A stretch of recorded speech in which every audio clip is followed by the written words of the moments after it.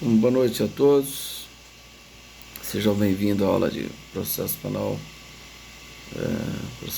2. Hoje nós vamos tratar de um tema que antecipadamente eu pedi para vocês fazerem uma leitura sobre o tema que será objeto da aula de hoje. E não olhei ainda, mas acredito que, se não todos, a maioria deve ter feito o trabalho sobre habeas corpus. Então é o que nós vamos tratar aqui na aula de hoje, né? Nós vamos falar um pouquinho sobre o habeas corpus, tá?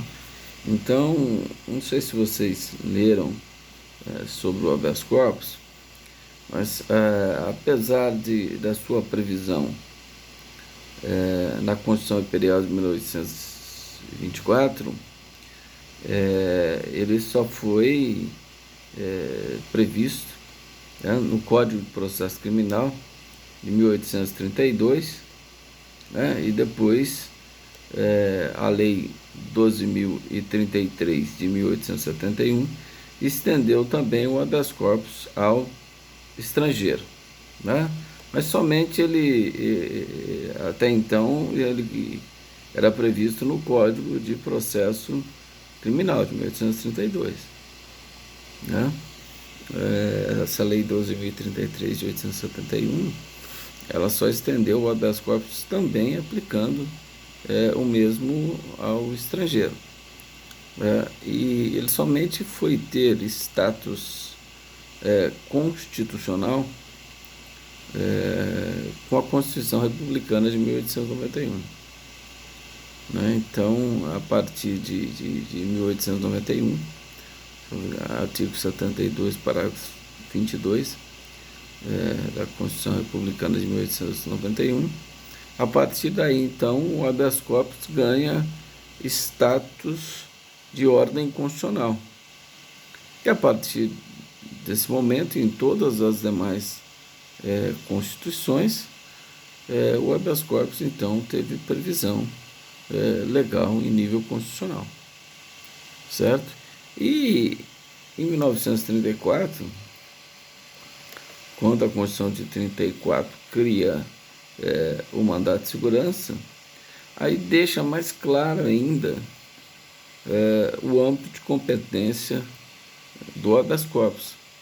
Então foi com a Constituição de 1934, com a criação do mandato de segurança, delimita a hipótese de cabimento de habeas corpus, que está relacionada ao exercício, né, da garantia da liberdade de ir e vir, a liberdade de locomoção, que nós temos direito a essa liberdade de locomoção, que só pode ser cerceada mediante as hipóteses devidamente previstas na Constituição Federal, prevista em lei, né? Você pode ter legitimamente cerceado o seu direito de locomoção.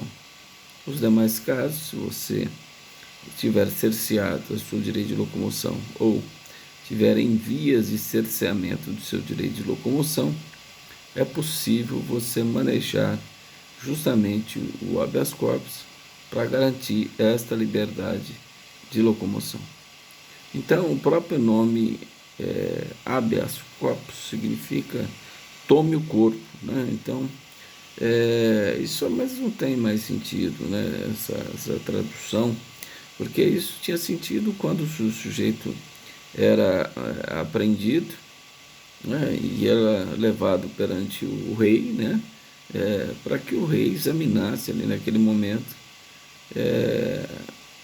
se aquela prisão era legal ou não. Apesar de que ainda hoje o habeas corpus de primeiro grau ainda tem previsão de que o preso seja apresentado à autoridade judiciária, né, em sede de habeas corpus. Né, quando o sujeito impedra um habeas corpus, então tem lá a previsão que o juiz, antes de decidir, pode determinar que o preso seja levado à sua presença. Só em primeiro grau que tem essa previsão, tá? Mas hoje o sentido da expressão habeas corpus significa, tecnicamente, uma ordem de libertação. Então, habeas corpus é isso, chama-se ordem de libertação, ou ordem de cessação do constrangimento ilegal, que em virtude um cerceamento arbitrário do direito de locomoção ou a possibilidade, a iminência de ocorrer um cerceamento ilegal ao direito de locomoção. Nós estamos falando de cerceamento ilegal porque se o sujeito foi preso derivado de sentença condenatória irrecorrível, o cerceamento de liberdade dele é absolutamente legal, porque o Estado está executando a pena. Mas nós estamos a conversar sobre um constrangimento ilegal, por exemplo, uma prisão preventiva decretada sem a devida fundamentação da autoridade judiciária. Então, nesse caso, eu estou falando de uma decisão nula ou uma decisão carecedora de fundamentação jurídica. Então, é nesse sentido que nós vamos utilizar o habeas corpus, e no sentido da frase, então, ordem de libertação, certo? Então, o habeas corpus ele encontra previsão constitucional, Ele está previsto na Constituição Federal com garantia, no artigo 5º, salvo engano, inciso 68 da Constituição Federal. Então, ele tem natureza de índole constitucional como garantia. Está também previsto no artigo 647 do Código do Processo Penal, cujas hipóteses de cabimento, meramente exemplificativo, mas estão contidas no artigo 648 do Código de Processo Penal. Então, o seu conceito, a sua definição, está no artigo 647 e as hipóteses de cabimento no artigo 648 do Código de Processo Penal.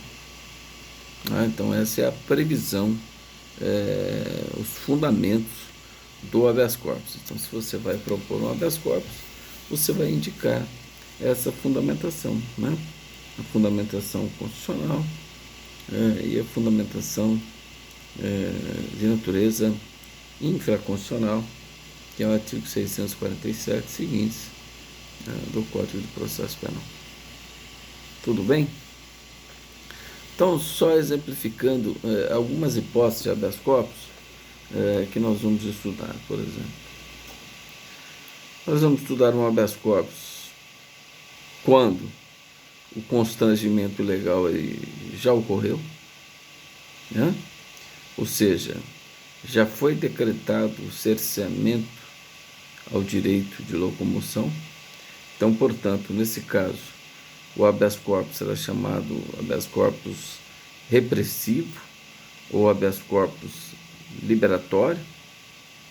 Então, o sujeito já está sofrendo as medidas ilegais por um ato abusivo ou ilegal da autoridade judiciária,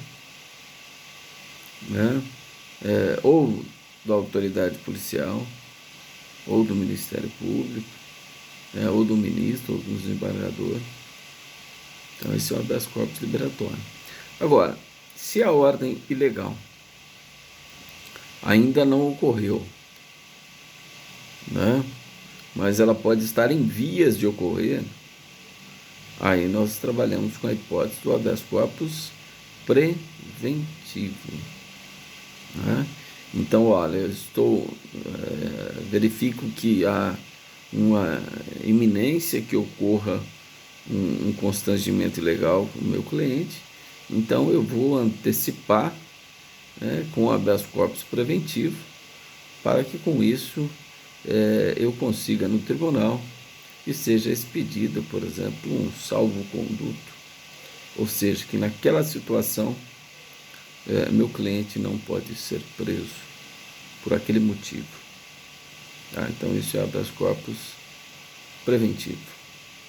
E nós temos também a hipótese de habeas corpus também, por exemplo, para o trancamento da ação penal ou trancamento do inquérito policial, quando não houver justa causa para sua existência. Né? Por exemplo, o sujeito está respondendo uma ação penal, uma denúncia que foi recebida de um homicídio que ocorreu em 1970. Então, nesse caso, está nítido que já ocorreu a prescrição. Então, não existe justa causa para que alguém responda por um homicídio ocorrido em 1970, porque o Estado já perdeu o direito da pretensão punitiva. Nesse caso, um habeas corpus serviria para trancamento da ação penal. O delegado instaurou um inquérito policial para investigar, né, um fato manifestamente atípico.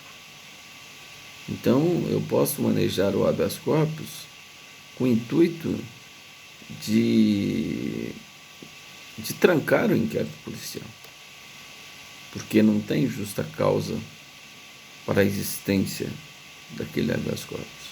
Aliás, daquele inquérito policial, desculpa. Né? Não falamos algumas modalidades, mas o habeas corpus pode ser manejado em várias situações.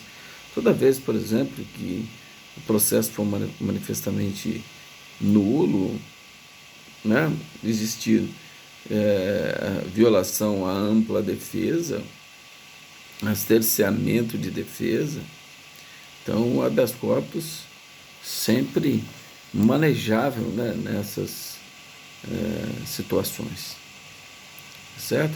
Fora as situações, aquelas previstas em lei, que nós vamos estudar algumas questões, se cabe ou não habeas corpus, né? Por exemplo, contra a prisão disciplinar, no âmbito do direito militar, né? Será que cabe habeas corpus também nessa seara? Também interessante essa questão. Habeas corpus também, por exemplo, para garantir o direito ao silêncio, né? Uma testemunha, por exemplo, que é convocada, igual está tendo aí a CPI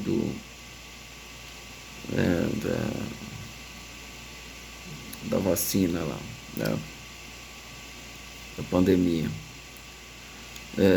Vamos imaginar que uma testemunha está intimada a comparecer perante a Comissão Parlamentar de Inquérito, e nós sabemos que a Comissão Parlamentar de Inquérito tem poderes próprios da autoridade judiciária, não podendo determinar, né, alguns procedimentos que só mediante ordem judicial, né? Busca e apreensão, essas coisas, só ordem judicial, mas ela tem poderes próprios da autoridade judiciária. Então, o sujeito que vai prestar depoimento na CPI, ele faz o compromisso de dizer a verdade, sob pena de caracterizar o falso testemunho, né? Mas e se ele, para falar a verdade, ele confessa um crime e ninguém é obrigado a produzir prova contra si mesmo? Então, é muito, muito manejável esses habeas corpus nesses casos de comissões parlamentares de inquérito. A testemunha consegue um habeas corpus na justiça justamente para que não sofra nenhuma consequência de não responder as perguntas que achar conveniente perante as comissões parlamentares de inquérito, né? Porque senão o que os deputados, os senadores podem fazer? Nós temos um documento aqui que, se você não responder, você vai estar mentindo. E se você mentir, nós vamos te dar voz de prisão por falso testemunho. É considerado crime de menor potencial ofensivo, mas, Paulo, nós vamos te conduzir até a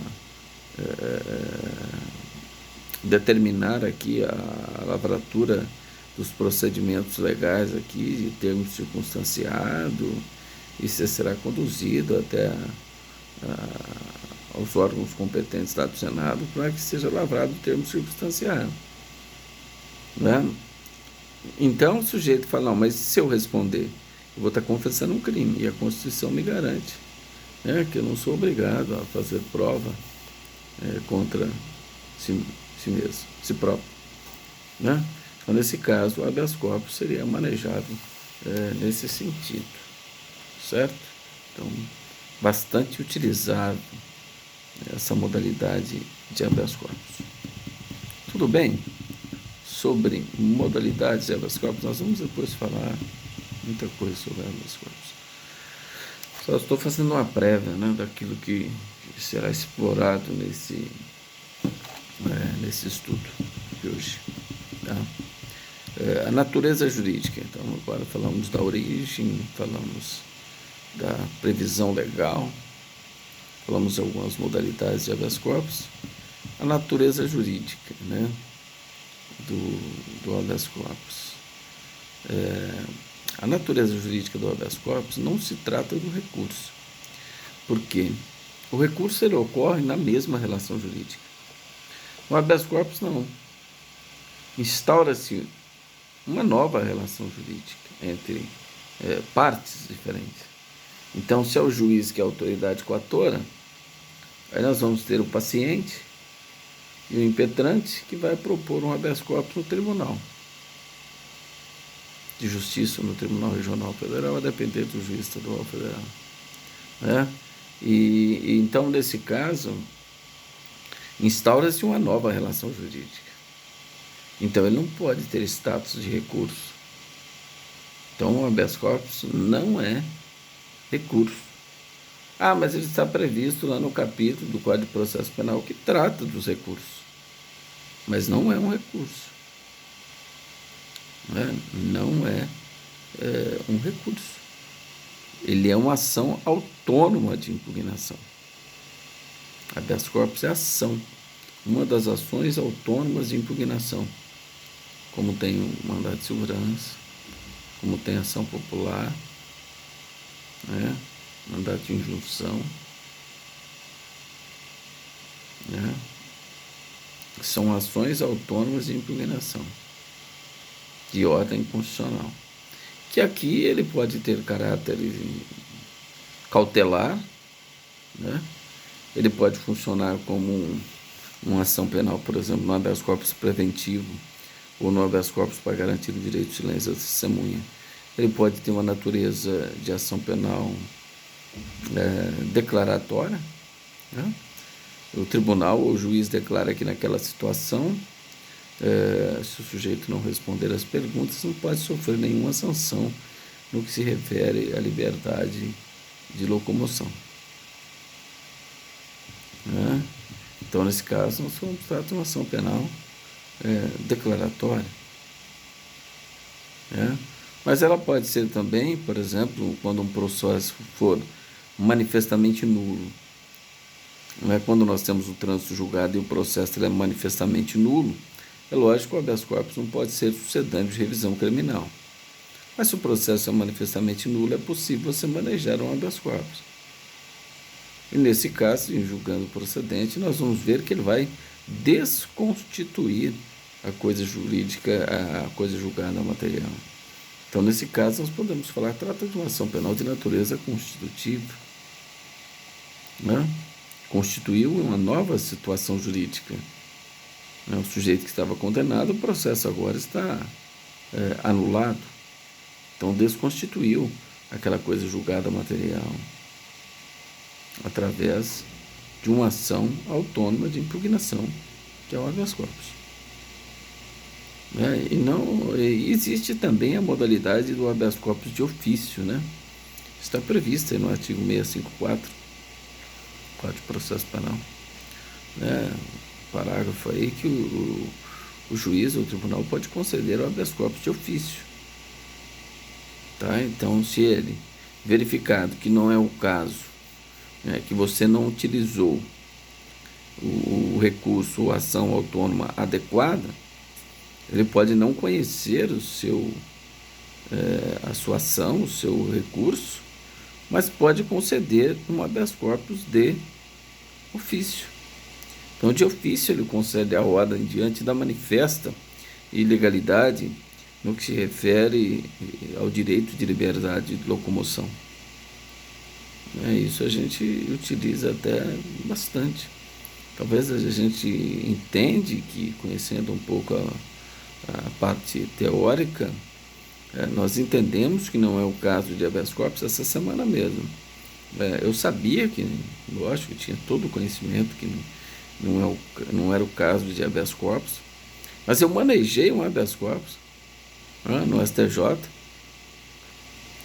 mas as razões eram tão assim sérias e do ponto de vista técnico, que o tribunal também, o relator falou, olha, era o caso de rejeição, mas as alegações aqui merecem um olhar mais aprofundado, qual será feito após as informações da autoridade apontada como coatora e o parecer do Ministério Público.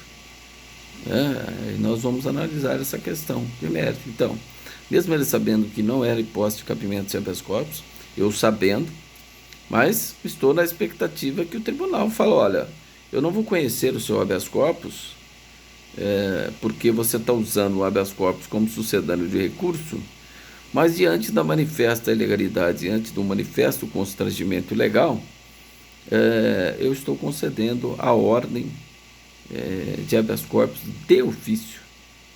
Eu estou concedendo, eu, desembargador, ministro, juiz, estou concedendo a ordem de ofício. Certo? Então, isso não se confunde com um relaxamento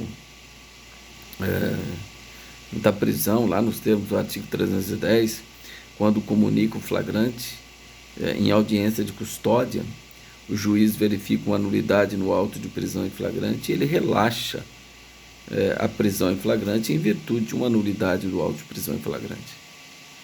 Isso não quer dizer que o juiz concedeu um habeas corpus de ofício. Não.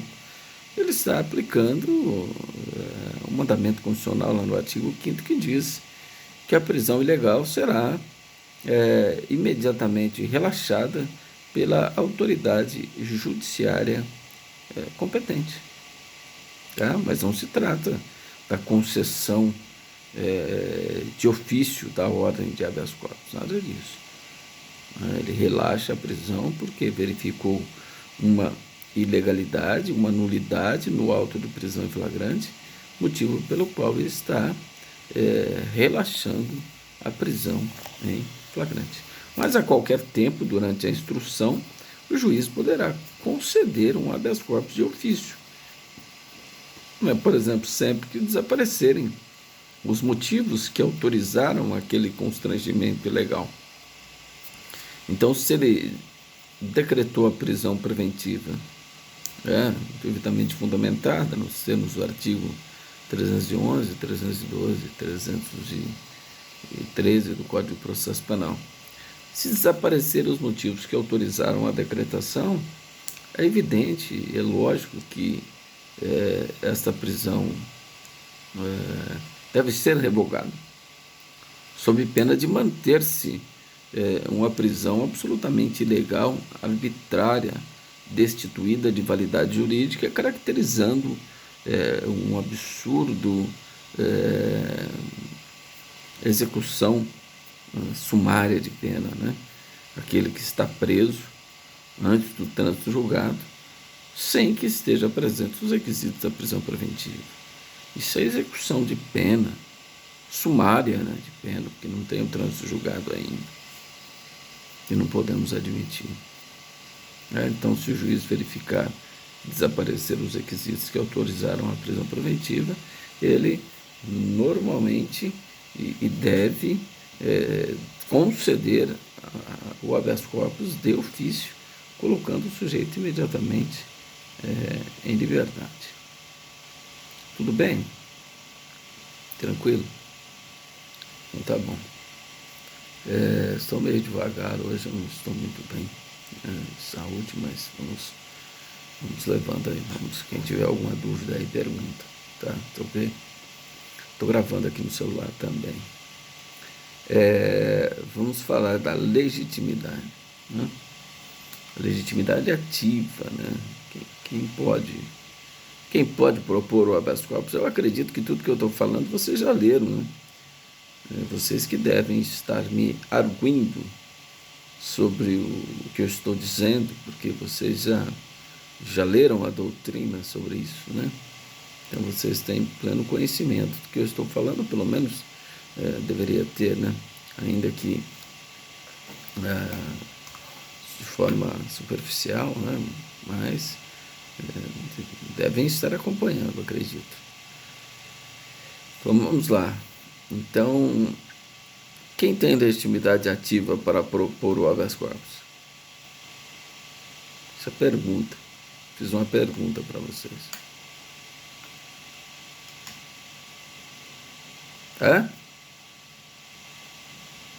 Qualquer um?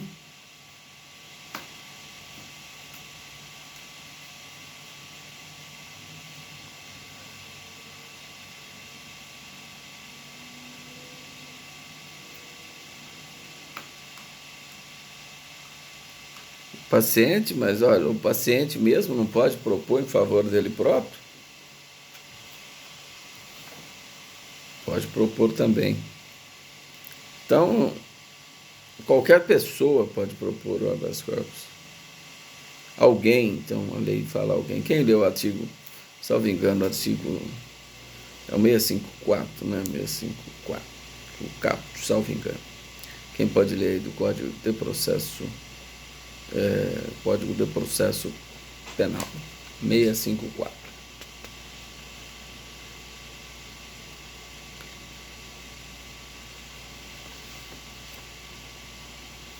Correto, pode ler, vamos ver se é isso aí.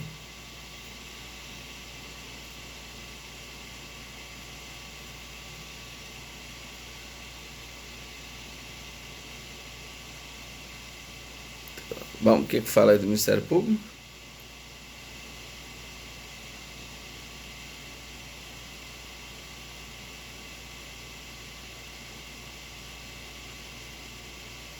Pelo Ministério Público, né? Pelo Ministério Público em favor do réu, né? Em favor do réu, porque ele não pode usar de subterfúgios do habeas corpus para prejudicar a situação do réu, né? Mas em favor do réu ele pode manejar também o habeas corpus.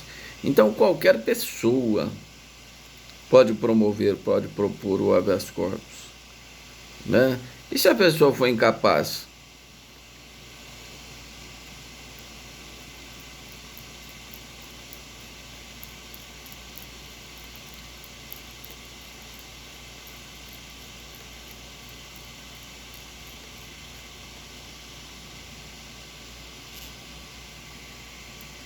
Tem que acompanhar? Quem tem que acompanhar o deficiente mental? E o deficiente mental?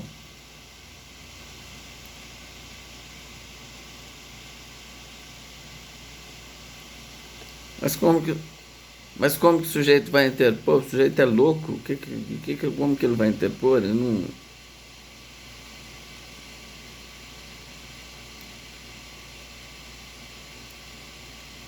não sabe.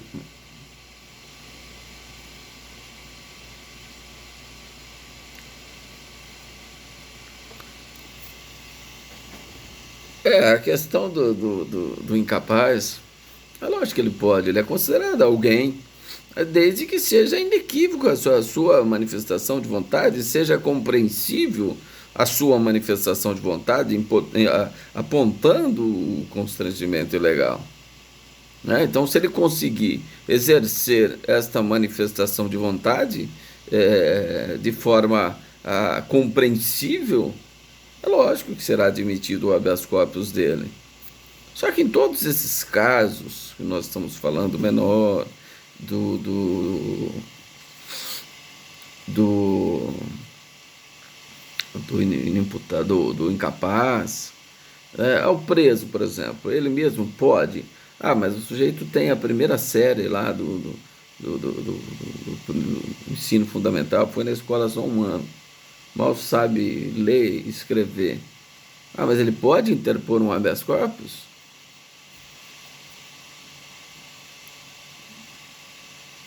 Pode, mas como que ele vai fazer isso se ele não tem nenhum conhecimento técnico?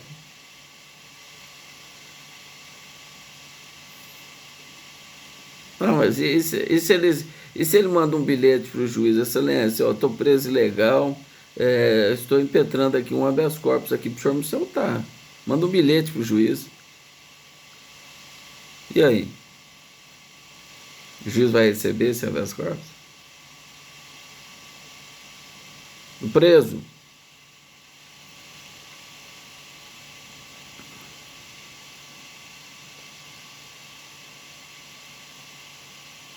Nos moldes ele mandou só um bilhete para o juiz. Que molde é esse?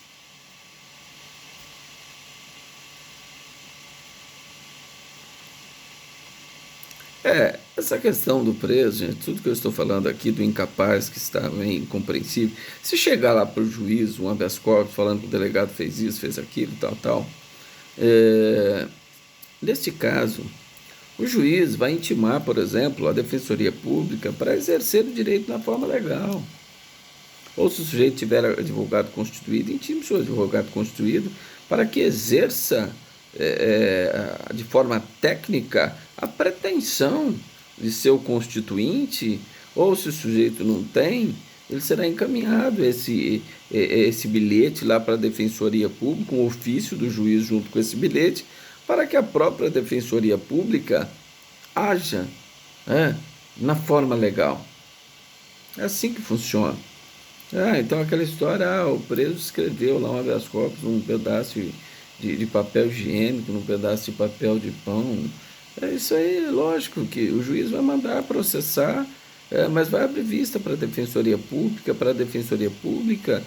buscar a forma técnica de verificar a pretensão, a manifestação de vontade do preso, né, o inconformismo com eles ou o constrangimento ilegal que passa o preso no que se refere a seu direito de ir e vir, a sua liberdade de locomoção.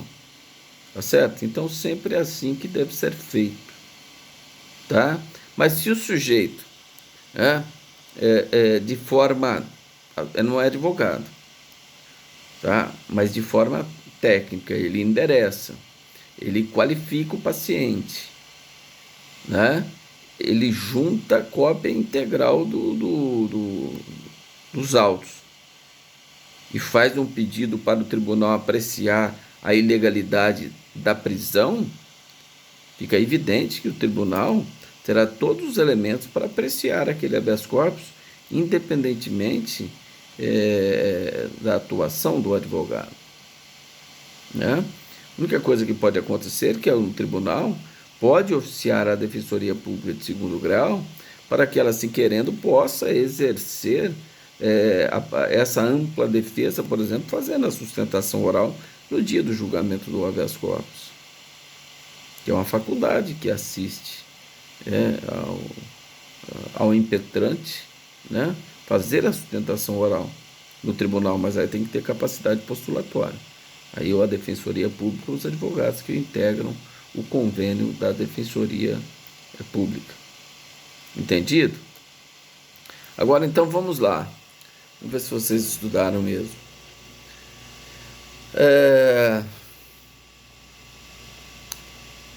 O sujeito está preso, tá? O delegado fez uma prisão lá legal. Deixou de arbitrar fiança, manteve o sujeito preso lá na delegacia, e aí chegou isso um pedido, né, de habeas corpus lá no juiz competente, e o juiz não concedeu a ordem de habeas corpus. Então ele passa a ser autoridade coatora, né, naquela competência hierárquica, para analisar um ato do juiz que está ofendendo a liberdade de locomoção. O tribunal seria o competente para apreciar naquela competência hierárquica, né, conforme no âmbito federal, no artigo 109 também, o Tribunal Regional Federal da Constituição Federal, né,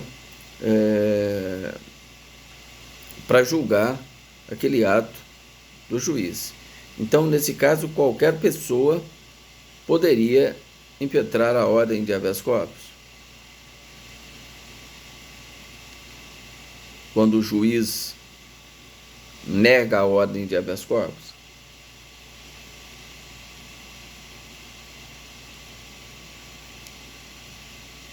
O que vocês acham?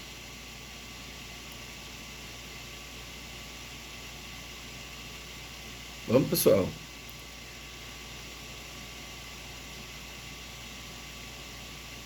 Sim.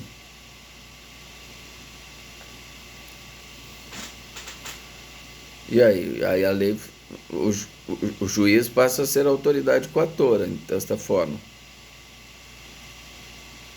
Então, se ele manteve a ilegalidade do delegado, ele passa a ser, então, o autor da ordem ilegal que mantém o sujeito preso, caracterizando um constrangimento ilegal que afeta o direito de locomoção. E o habeas corpus é uma das exceções que está lá no artigo 1º, parágrafo 1º da Lei 8.906 de 94, que justamente exclui a necessidade do advogado, ou seja, da capacidade postulatória para estar em juízo, né? Ele está, não só a Constituição Federal, mas a Lei 8.906 de 94, no artigo 1º, parágrafo 1º, traduz exatamente essa questão da possibilidade da dispensa do advogado, porque qualquer pessoa pode impetrar um habeas corpus contra alguém. Então, o próprio impetrante pode ser o próprio paciente, e no habeas corpus, a terminologia que a gente usa, quem sofre o constrangimento ilegal, ele é chamado de paciente. E aquele que propõe o pedido em favor do paciente, ele é chamado de impetrante. Mas o próprio paciente pode ser o impetrante. Ele mesmo pode impetrar uma ordem de habeas corpus em seu favor. Então ele vai ser ao mesmo tempo paciente e impetrante. O terceiro que interpõe por ele, aí ele seria o paciente, o terceiro seria o impetrante. E quem praticou o ato tido de ilegal ou abusivo, que afeta o direito de locomoção, ou que está em vias de praticar esse ato abusivo ou ilegal que afeta a liberdade de locomoção, é chamado de autoridade coatora, ou também de impetrante, aliás, impetrado, desculpa.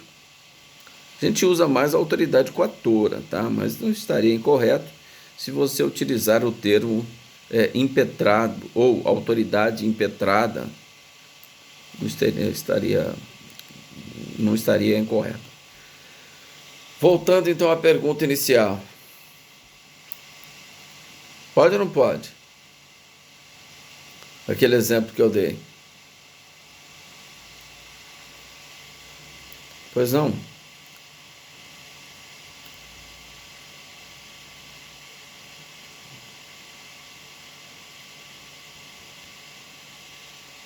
E sim, quem está falando? Eu tô com o celular na frente, eu estou gravando aqui. Leandro, né? Leandro. Tá. Então, aqui é um detalhe muito interessante que eu faço justamente essa pergunta para marcar, para que vocês não possam errar mais essa questão, né? Nós já estudamos recurso intidistrito e já estudamos que da decisão que concede a ordem de habeas corpus ou que denega a ordem de habeas corpus, qual é o recurso cabível?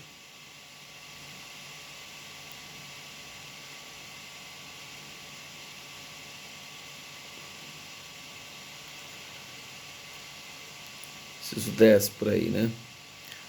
Conceder a ordem de habeas corpus ou denegar a ordem de habeas corpus. Juiz. Então, cabe recurso em distrito. Como que a parte poderia interpor um habeas corpus? Se cabe recurso em distrito, o habeas corpus não pode ser utilizado como sucedâneo de recurso. Eu estou dizendo isso para vocês deixarem marcada essa questão, essa passagem, porque isso há uns 10 anos atrás, a gente nunca faria isso. Eu nunca entraria com recurso em distrito. Eu entraria com um novo habeas corpus. O juiz manteve a ilegalidade, entrei com habeas corpus contra o ato de um delegado. O juiz denegou a ordem. Eu entrava com outro habeas corpus no Tribunal de Justiça. Mais rápido. Falar, o juiz agora é autoridade coatora. Cabe habeas corpus. O que aconteceu? Começou no STJ essa interpretação, dizendo, não, peraí, você não pode usar habeas corpus aleatoriamente. Vamos diminuir a quantidade de habeas corpus? Vamos.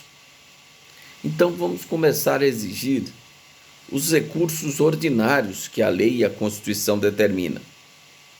Pronto. Diminuiu a quantidade de habeas corpus. Por quê? Nesse exemplo que eu dei, vamos imaginar que é uma pessoa muito conhecida na cidade. Olha, todo mundo vai entrar 100 habeas corpus em favor dele, lá, uma pessoa muito querida.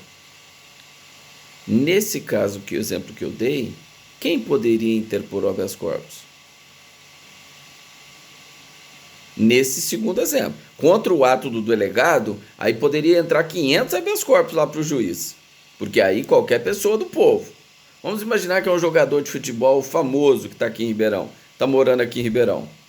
Aí ele está lá na delegacia preso ilegal. Vai ter 500 habeas corpus lá no juiz de primeiro grau. Pode isso? Pode ou não pode? Quero que vocês entendam isso. Pode. Agora, se o juiz denegar o habeas corpus, aí o recurso cabível é recurso em distrito. Aí é só o advogado que tem capacidade postulatória. Acabou, aqueles 500 pessoas não poderão promover novo habeas corpus, porque cabe recurso em distrito. Então foi isso que o STJ fez. O STJ falou, vamos aplicar a Constituição e aplicar o Código de Processo Penal. Acabou. Nós eliminamos uma grande quantidade de habeas corpus. Por exemplo, aí mais longe ainda, agora na sequência. Aí o Tribunal de Justiça negava esse habeas corpus que eu tinha entrado lá, porque negou em primeiro grau, eu entrei com outro habeas corpus, que a gente fazia mais de 10 anos atrás. A gente fazia isso. Aí São Paulo negou. São Paulo negou? Agora eu vou entrar lá no STJ e indicar São Paulo como autoridade coatora. Correto? Tranquilo. Vamos lá. Então caía lá mais 500 habeas corpus lá no STJ. Mas espera aí. Aí o STJ falou, não, mas da decisão que denega habeas corpus em segundo grau de jurisdição, a Constituição diz que cabe recurso ordinário constitucional no prazo de 5 dias. E aí você tem que ter capacidade postulatória, tem que ter procuração. Então acabou aquela possibilidade de você interpor um outro habeas corpus no STJ. Por quê? Porque o recurso cabível a ser manejado é recurso ordinário constitucional. E aí isso foi do STJ para o STF e depois desceu para os tribunais. Então essa é uma história muito importante. Mas ainda assim, a gente utiliza isso como carta na manga. O que eu faço então nesse exemplo que eu dei? Se a ilegalidade é manifesta. Eu vou entrar com recurso em distrito? Aí eu tenho 5 dias para entrar. Aí eu entro, o juiz vai me intimar para apresentar as razões, intima a outra parte para apresentar contra as razões. Aí ele faz o juiz de retratação, forma um instrumento ou não, vai para os próprios autos. manda para o tribunal tal. O habeas corpus é mais rápido. Então, eu garanto o recurso em sentido estrito aqui e posso tentar um habeas corpus para que o tribunal, talvez ele diga assim, ó, você não pode utilizar o habeas corpus como sucedâneo de recurso. Você está utilizando aqui, porque o recurso cabível é rese.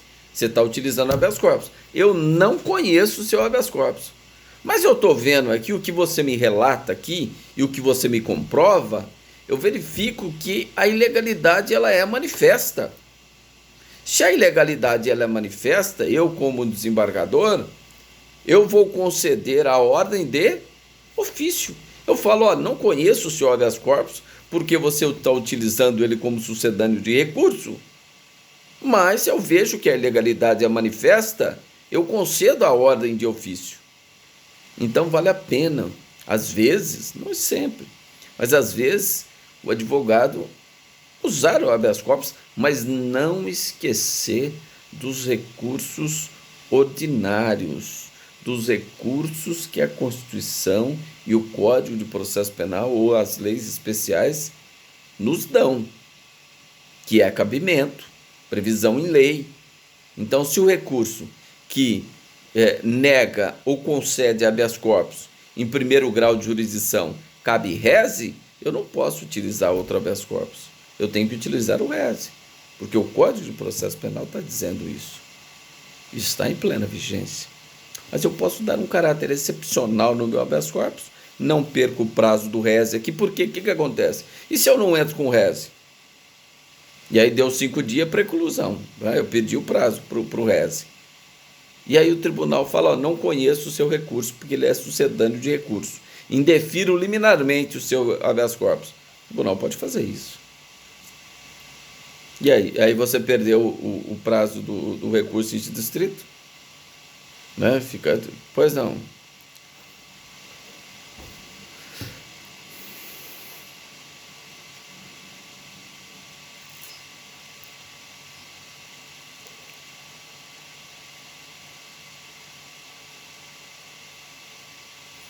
Sim, tranquilamente. Eu não sei se eu dei o exemplo para vocês. O que eu fiz essa semana? Eu acho que isso aí vai ser uma ação mais rápida que eu já fiz em quase 30 anos de advocacia. Não, quase, o ano que vem, 30 anos. Uma das ações mais rápidas que eu já fiz em toda a advocacia. O que aconteceu? Eu entrei com pedido de justificação criminal preparatório para revisão criminal, na comarca de Franca. Chama pedido de justificação. Tinha previsão no Código de Processo Civil, não tinha no Código de Processo Penal, nunca teve. A gente usava o Código de Processo Civil, artigo 806. Hoje não mais, hoje você usa uma produção antecipada de prova, lá o 382, 383 do Código de Processo Civil, novo Código de Processo Civil, e entra com pedido de justificação criminal para que você possa produzir uma prova nova, que não era conhecida à época dos fatos, para que você possa obter elementos para você entrar com a revisão criminal, porque a revisão criminal, a prova deve ser pré-constituída. Então, eu entrei num dia com esse pedido de justificação criminal.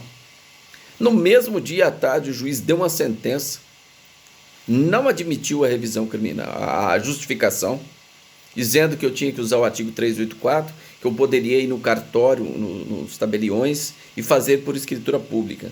Só que por escritura pública é prova unilateral. E para que tenha validade na revisão criminal, eu tenho que ter uma prova produzida sobre o crivo do contraditório. Então, a fundamentação do juiz é absolutamente equivocada. Ele entra no mérito, dizendo, olha, mas você está querendo abrir instrução criminal. Ele não tem que entrar no mérito. Ele tem que admitir a produção de provas sobre o crivo do contraditório e ponto final. Tá, mas ele, no mesmo dia, entrei de manhã, à tarde já tinha uma decisão dele denegando. Tá? No outro dia, eu entrei com habeas corpus no Tribunal de Justiça com pedido de liminar, né, dizendo que havia um cerceamento de defesa, porque eu estava tentando produzir uma prova para utilizar lá na revisão criminal. O tribunal indeferiu a liminar, e no mesmo dia de manhã eu entrei com embargos declaratórios da decisão do juiz que não admitiu a justificação criminal.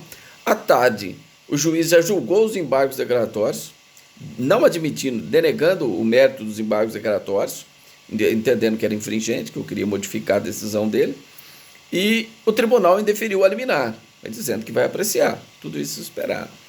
No outro dia, eu interpus a apelação, dizendo que eu ia apresentar as razões no tribunal. No mesmo dia, o juiz recebe a apelação e determina a remessa do recurso de apelação para o Tribunal de Justiça. Tudo isso em 3 dias.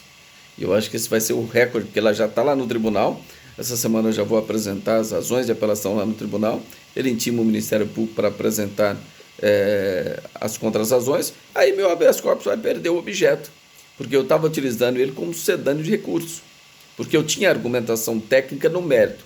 Mas a apelação vai chegar tão rápida lá no tribunal que o habeas corpus vai perder o objeto, porque a apelação vai julgar praticamente quase que junto com o recurso, com a ação de habeas corpus. Só para vocês entenderem, né, que na prática essa matéria recursal é bem versátil, né, a depender do tema, objeto com que a gente trabalha.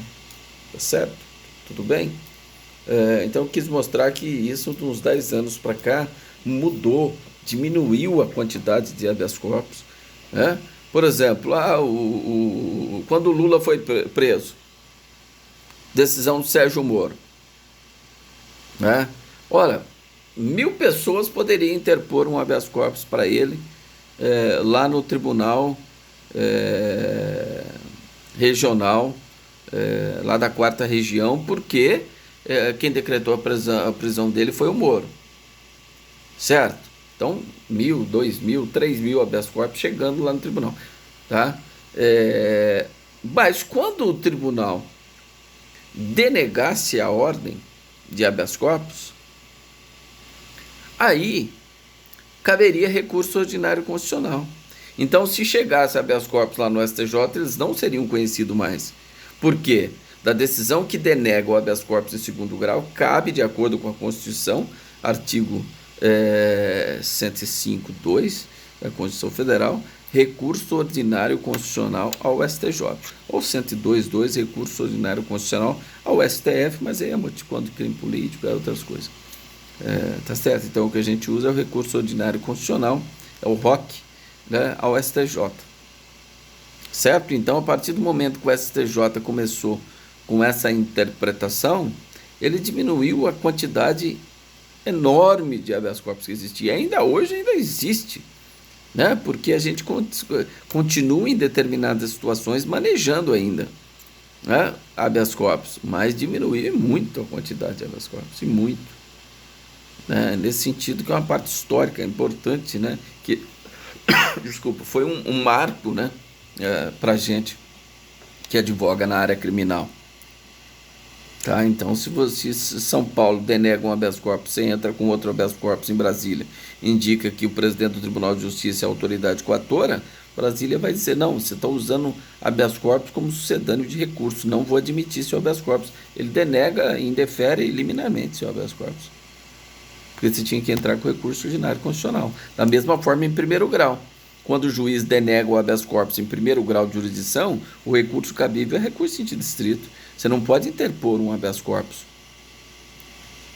né, um novo habeas corpus, porque ele denegou um habeas corpus. Você entrar com um habeas corpus de habeas corpus, não cabe, porque o Código de Processo Penal fala que cabe recurso em distrito.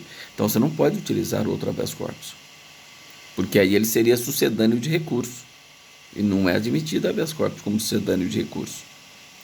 Então, eu digo o seguinte, quando a ilegalidade for manifesta, compensa você tentar manejar o habeas corpus, não esquecendo do recurso ordinário, que a lei ou a Constituição determina. Qual que é o recurso correto, próprio, para impugnar aquela decisão. Porque habeas corpus não é recurso, habeas corpus é ação. Tá certo? Tudo bem? Então, outro requisito também, né, que o habeas corpus ele não pode ser anônimo, né? Tem que ser identificado, né? O impetrante tem que identificar, você tem que identificar o paciente, o ato coator. Então não pode existir a possibilidade de um habeas corpus anônimo, ele não será conhecido, tá? E outra coisa interessante é o seguinte, igual nos termos de competência originária, hoje, vamos imaginar que eles prendem lá o Quem que era o ministro atual lá? O Queiroga, né? Que foi lá na CPI, né? Vamos imaginar que eles tivessem prendido o Queiroga lá, a Comissão Parlamentar de Inquérito, deu voz de prisão e tal, por vários crimes que verificaram ali, que ocorreram na hora, ali, falsidade ideológica que ele cometeu ali, não, mas estou falando em flagrante, né? O sujeito preso em flagrante pela Comissão Parlamentar de Inquérito.